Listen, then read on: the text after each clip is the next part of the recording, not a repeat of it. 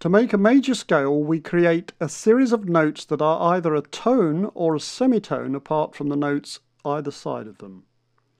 Let's start on this note. To make a major scale, the second note must be a tone higher than the first. So on a guitar, that means moving up 2 frets. The third note must be a tone higher than the second. The fourth note must be only a semitone higher than the third, so that means moving up only 1 fret. The fifth note must be a tone higher than the fourth. The sixth note must be a tone higher than the fifth. The seventh note must be a tone higher than the sixth. The eighth note must be only a semitone higher than the seventh, so that's a change of only 1 fret. The eighth note is exactly 1 octave higher, or double the frequency, than our original starting note, the note on which the major scale is based.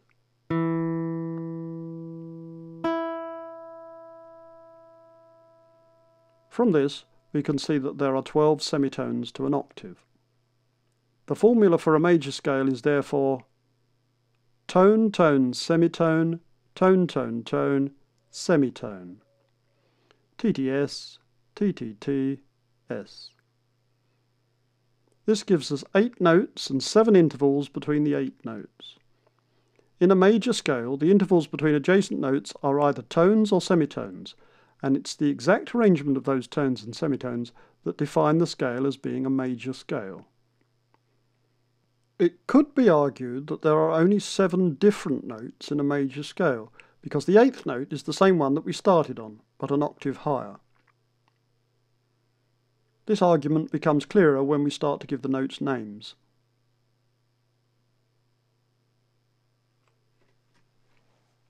Let's repeat the exercise that we've just done, but instead of using a diagram of a 1-string guitar, let's use a diagram of a piano keyboard. Try not to be distracted by the pattern or the colour of the keys. The arrangement of black and white keys on a keyboard is there simply to make it easier to play the instrument. In terms of intervals, it doesn't make any difference whether the note you're moving to or from is played by a white or a black key. All the keys on a keyboard play sounds a semitone higher or lower than the key adjacent to them, regardless of whether the keys are white or black. Remember that it isn't the notes themselves that are semitones or tones. The terms semitone and tone are units of measurement of difference in pitch. The words semitone and tone refer to the difference in the pitch of notes, not to the notes themselves. Let's start our major scale on this note. To build a major scale starting on this note, we must move up a tone to the second note, up a tone to the third note. In this scale, the third note just happens to use a black key, but if we'd started the major scale on a different note, then it's quite possible that the third note would require a white key. So from the third note, we go up a semitone to the fourth note, up a tone to the fifth note, up a tone to the sixth note, up a tone to the seventh note, up a semitone to the eighth note, which brings us to a note that's exactly an octave higher than the original starting note.